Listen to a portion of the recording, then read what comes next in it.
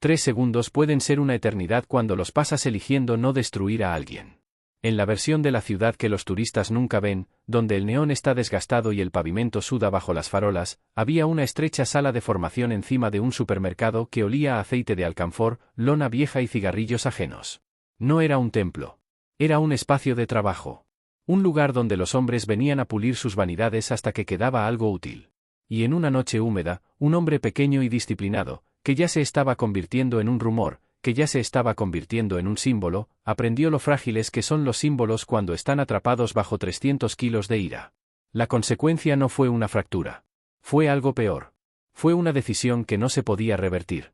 La habitación era rectangular, lo suficientemente larga como para dar una docena de pasos, lo suficientemente corta como para que te recuperaras el aliento. El suelo estaba cubierto de esteras que habían sido reparadas tantas veces que se podían sentir las costuras a través de calcetines finos. Un solo ventilador en la esquina hacía circular el aire, sin enfriarlo, solo recordándote que el calor podía moverse. Las paredes sostenían un espejo con una grieta como un rayo en el centro, y junto a él un maniquí de madera cuyos brazos estaban pulidos por años de impactos. El maniquí no parecía gran cosa hasta que notabas las abolladuras en la madera, las manchas oscuras donde el sudor se había infiltrado y nunca se había ido del todo. Afuera, a través de una ventana entreabierta, se oía el susurro del tráfico en la intersección de abajo. Un autobús gimió y arrancó. En algún lugar del edificio, una radio sonaba suavemente, demasiado apagada para captar las palabras, solo la sensación de una melodía que no pertenecía a esa habitación. Llegó temprano, como solía hacer. No por miedo a llegar tarde, sino porque necesitaba tranquilidad. Se movía como quien ha aprendido a convertir un cuerpo pequeño en un arma sin dejar que se convierta en uno. Zapatos cuidadosamente colocados junto a la puerta. Toalla doblada. Manos lavadas. El ritual no era para presumir. Era para concentrarse. Calentó sin contemplaciones. Pasos cortos. Hombros relajados. Unos cuantos golpes lentos al aire que parecían casi casuales hasta que notabas como sus nudillos volvían a la misma línea cada vez. Ángulo. Distancia. Sincronía. No estuvo solo mucho tiempo. Uno a uno, los demás entraron, estudiantes, amigos, parásitos. Algunos eran serios. Otros, curiosos. Algunos estaban allí porque la sala empezaba a sentirse como el centro de algo. Hablaban en voz baja, como si el aire mismo lo exigiera. Alguien rió una vez y luego se calló, al oír lo mal que sonaba. Una tetera hizo clic en un rincón. Las pequeñas comodidades de un lugar que pedía dolor. En un banco cerca de la pared, un hombre de brazos gruesos se envolvía las manos en una tela, apretando cada vuelta con tanta fuerza que la piel palidecía. Otro se recostaba, estirando el cuello con los ojos entornados.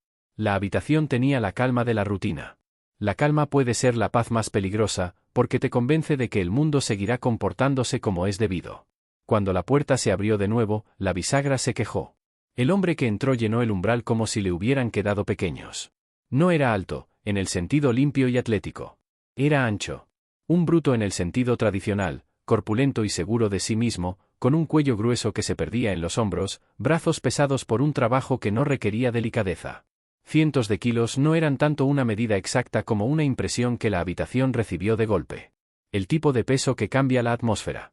El tipo de cuerpo que hace que la gente ajuste su postura sin querer. Su rostro mostraba una sonrisa que no llegaba a sus ojos. Sus ojos escaneaban. Contaban. Calculaban quién apartaría la mirada primero. No fue invitado, pero actuó como si las invitaciones fueran para hombres más pequeños. Las conversaciones se apagaron. Alguien dejó de vendarse las manos a mitad de la conversación. El ventilador seguía girando. La tetera seguía calentándose. La vida normal continuaba, indiferente, y esa indiferencia agudizaba la tensión. El hombrecillo, ya medio mito para sus alumnos, no se irguió. No se irguió como un artista. Simplemente se giró y su mirada se cruzó con la del recién llegado sin desafío ni disculpa. Era la mirada de alguien que había sido subestimado tantas veces que había dejado de reaccionar. Las botas del hombretón dejaron tenues huellas húmedas en la alfombra. Caminó directo hacia el centro como si fuera suyo, deteniéndose a una distancia que permitiera conversar. Demasiado cerca. Una intrusión deliberada. Habló con una voz que debía ser escuchada por todos, no solo por el hombre frente a él. Dijo el tipo de cosas que dicen los hombres cuando quieren comprobar si una sala hará cumplir sus propias reglas. Palabras sobre la reputación. Palabras sobre la realidad. Palabras que fingían curiosidad, pero que estaban hechas de insulto. El hombrecito escuchó. Asintió una vez, como si reconociera el clima. No corrigió al hombre. Corregirlo habría implicado que sus palabras importaban. Simplemente dijo, con calma, que la sala era para entrenar. Si el recién llegado quería aprender, podía quedarse. Si quería espectáculo, debía buscar otro lugar que lo vendiera. Ese fue el primer error, pensar que la amenaza estaba en las palabras. Porque la amenaza estaba en la forma en que la mandíbula del hombretón se tensó al serle negada una audiencia. Se notaba en los micromovimientos. Un ligero ensanchamiento de las fosas nasales. La mano que se flexionaba y aflojaba. La forma en que sus pies se asentaban, ampliando su base. El tipo de postura que no se enseñaba en los dojos, se aprendía en bares, callejones y muelles abarrotados, donde la fuerza era moneda corriente y las reglas eran para los heridos. Un estudiante cerca del espejo tragó saliva con dificultad. Otro se acercó a la puerta, sin irse, solo considerando la posibilidad. La postura del hombrecillo permaneció inalterada. Tenía las manos sueltas a los costados, con los dedos ligeramente curvados, no en puños. La falta de preparación parecía vulnerabilidad para quienes no entendían la preparación. En esa habitación, esa noche, el ego no era un rasgo de personalidad. Era un acelerador. Si valora estos registros sobrios de moderación y consecuencia, permanezca en este canal y suscríbase, porque la verdad en historias como esta vive en los detalles que la gente pasa por alto rápidamente. El hombretón dio una vuelta, despacio, dejando que su peso se hiciera notar. Fingió mirar el muñeco de madera, golpeándolo con un nudillo grueso como si estuviera juzgando madera. Se rió, brevemente, sin humor, y dijo algo sobre juguetes. El hombrecito no respondió. A veces, el silencio es la única forma de rechazar un guión. Pero la habitación ya había empezado a escribir la suya. Alguien intentó suavizar las cosas, adelantándose con una frase cortés, ofreciendo té, presentando a los demás, ofreciendo los puentes que los hombres tienden para evitar la violencia. El hombre corpulento lo ignoró. Sus ojos permanecieron fijos en el hombre pequeño como un anzuelo. Luego se inclinó, lo suficientemente cerca para que su aliento llevara el amargo sabor del licor barato y algo más, vieja ira, conservada. Dijo que había oído hablar de la velocidad. De la brillantez. De cómo este hombrecito podía derribar a hombres más grandes con un toque. Dijo que quería sentirlo. El rostro del hombrecito no cambió. Pero algo en sus ojos sí, un cálculo interior, silencioso y rápido. No miedo. No emoción. Evaluación. Él dijo que no. Lo dijo claramente. Sin actuación. Sin insultos. Solo un límite. Ese fue el segundo error, pensar que un límite es una negociación. La sonrisa del hombretón se desvaneció. Sus hombros se alzaron, casi imperceptiblemente, como si se dispusiera a salirse de su propia piel. Por un instante, se pudo ver al niño dentro de él que creía que la negativa era humillación. En una sala como esa, la humillación es un hecho. Empujó al hombrecillo en el pecho con una mano gruesa, no fue un golpe, sino una prueba. El hombrecillo retrocedió el paso que exigía la física, y nada más. El tatami apenas suspiró bajo sus pies. No tropezó. No se inmutó. Simplemente recuperó su rumbo. Los estudiantes se quedaron paralizados. El aire se tensó. Y fue entonces cuando la sala quedó en silencio de un modo diferente, no el silencio del respeto, sino el silencio de los testigos. El hombre corpulento empujó de nuevo, con más fuerza. Esta vez, el talón del hombrecillo se deslizó media pulgada. Bajó la mirada brevemente, no a sus propios pies, sino a los del hombre corpulento. Mapeando. El hombretón interpretó esa mirada como una muestra de sumisión. Avanzó un paso más, acercándose aún más, con el pecho hacia adelante y la barbilla levantada. Empezó a hablar más alto. Llamando al hombrecillo un fraude, un bailarín, un showman. El tipo de etiquetas que convierten a una persona en un objeto al que se puede justificar herir. La mano de un estudiante se cernía cerca del palo de una escoba apoyado en la pared, y luego la retiró. Nadie quería ser el primero en intervenir, porque la intervención cambia el problema de la violencia. Se convierte en un conflicto grupal, una pelea, un desastre. Y el hombretón parecía haber venido preparado para convertirlo en un desastre. El hombrecillo habló en voz baja, y su calma hizo que sus palabras se sintieran pesadas. Repitió que esta sala no era para probar. Era para practicar. Dijo que el hombretón debería irse. El hombretón se rió y, sin previo aviso, lanzó un golpe con el brazo que tenía como objetivo humillar más que herir. El hombre pequeño se movió. No dramáticamente. No como una coreografía. Cambió su peso de un lado a otro como si estuviera caminando alrededor de un charco. La bofetada pasó a través del aire vacío. Y el impulso del hombre grande, su propia masa, lo empujó hacia un espacio que ya no le pertenecía. Ese fue el tercer error. Y fue el que hizo que todo lo demás fuera inevitable. El hombre pequeño no atacó aún. No le hacía falta. Apoyó un antebrazo en la línea de los hombros del hombre grande, guiándolo, redirigiéndolo, usando el impulso del bruto como palanca. Los pies del hombre grande intentaron recuperarse, pero los hombres corpulentos se recuperan lentamente, porque su recuperación requiere mayor movimiento. La otra mano del hombre pequeño tocó el codo del hombre grande, sin agarrarlo, solo influyendo. Un pequeño ajuste. Una silenciosa pérdida de equilibrio. El hombretón tropezó medio paso y se recuperó, enfurecido. Se giró, con la mirada perdida, y cargó, sin técnica, solo colisión. Su plan era simple, aplastar al hombre más pequeño con la gravedad. En la fracción de segundo antes del impacto, el rostro del hombrecillo era indescifrable. Sin ira. Sin orgullo. Solo un técnico observando una máquina fallando. Y fue entonces cuando la sala comprendió el verdadero peligro. El hombrecillo no intentaba ganar. Intentaba acabar con todo. El hombretón lo golpeó como si te golpeara una pared. El hombro y el pecho se estrellaron, los brazos se envolvieron. El tatami crujió. Algunos estudiantes se adelantaron instintivamente, pero luego se detuvieron, como si los frenara la certeza de que pisar podría causar la muerte de alguien. La espalda del hombrecillo rozó el espejo, el cristal roto vibraba, amenazando con astillarse. Por una fracción de segundo, el bruto lo tuvo inmovilizado. Cientos de kilos le expulsaban el aire de los pulmones. Los antebrazos eran como barrotes. La cabeza del hombretón se apretaba contra él, mostrando los dientes, empujando, empujando, empujando como si la fuerza pudiera borrar la resistencia. Las manos del hombrecito quedaron atrapadas en el suelo. Sin embargo, sus pies estaban libres. Movió las caderas. Lo justo para cambiar la línea de presión. Deslizó un pie fuera de la postura del hombretón y lo plantó como un ancla. Su hombro giró, creando un espacio entre sus costillas y la presión del bruto. El espacio es vida en la lucha. El espacio es oxígeno. Entonces, su rodilla se elevó bruscamente, no un golpe brusco, sino preciso, hacia la cara interna del muslo, donde los nervios se encuentran a flor de piel.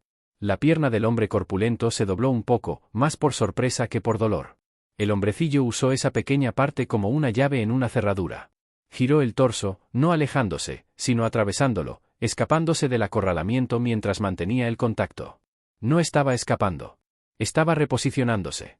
El bruto intentó sujetarlo de nuevo, extendiendo los brazos, pero ahora sus manos lo perseguían. Perseguir es perder. El antebrazo del hombre pequeño cortó la clavícula del hombre grande, no para estrangularlo, sino para inclinarlo. Su otra mano se deslizó hasta la muñeca, y por un instante, el hombre grande se giró ligeramente, lo justo para que su columna ya no se doblara bajo él. Ángulo. Distancia. Tiempo. El hombre pequeño se colocó detrás de la pierna adelantada del hombre grande y usó su propio cuerpo como palanca contra ese cuerpo desalineado. Un breve giro. Una repentina caída de peso. El centro de gravedad del bruto se movió, traicionado por la física en la que había confiado toda su vida. El hombre grande cayó. No lentamente. Cayendo como un edificio que pierde sus cimientos. El sonido de 150 kilos al golpear la colchoneta no fue un golpe sordo. Fue un golpe sordo y feo que resonó en las paredes. El ventilador vibró. La tetera se apagó en un rincón, como si incluso ella se hubiera estremecido. Por un instante, el hombretón intentó levantarse, presa de la furia. Se impulsó con las manos, con el rostro enrojecido y la respiración entrecortada. El hombrecillo ya estaba allí, a su lado, no encima, no forcejeando, sino controlando el ángulo de su hombro y cabeza con un agarre que parecía casi suave. Y entonces, un golpe corto, pequeño, quirúrgico, aterrizó detrás de la línea de la oreja, no con brutalidad sino con precisión. La fuerza del bruto se evaporó como si se hubiera accionado un interruptor. Se desplomó. Parpadeó sin enfocar. Abrió la boca como si fuera a hablar, pero luego olvidó por qué. La sala no vitoreó. Nadie se movió. Los estudiantes se quedaron mirando, no el triunfo, sino la aterradora eficacia del acto. Había sido cuestión de segundos. Se había sentido como si lo hubieran borrado. Si aún me sigues, suscríbete ahora, porque lo más difícil de este disco no es el impacto, sino lo que sucede en el silencio inmediatamente posterior. El hombrecillo lo soltó y retrocedió un paso, con las manos abiertas y las palmas visibles. No se regodeó. No adoptó una postura. Respiró una vez, profunda y controladamente, como si recalibrara una máquina que había sido obligada a operar en condiciones inadecuadas. El hombre corpulento yacía de lado, con una rodilla doblada torpemente, y el pecho subía y bajaba con un ritmo irregular. No estaba inconsciente, pero tampoco estaba plenamente presente. Su mirada recorrió la habitación con el pánico de un animal perdido, intentando encontrar el momento en que le habían hecho daño, intentando recuperar su relato. Un fino hilo de saliva se le había acumulado en la comisura de la boca. Se lo limpió con el dorso de la mano y luego se miró la piel húmeda como si fuera ajena. La vergüenza llegó antes que la comprensión. La vergüenza suele ser más rápida. Un estudiante finalmente se movió, arrodillándose a una distancia prudente, y preguntó en voz baja si el hombre podía respirar. Otro trajo un vaso de agua, su mano temblaba tanto que la superficie se estremeció. Nadie quería tocarlo demasiado. Temían reiniciar la violencia. También temían lo que significaría tocarlo, reconocerlo como humano de nuevo.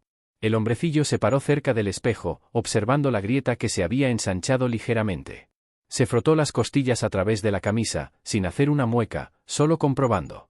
Su mirada recorrió la habitación, observando los rostros, jóvenes que habían venido a aprender técnica, y como consecuencia, habían recibido una lección.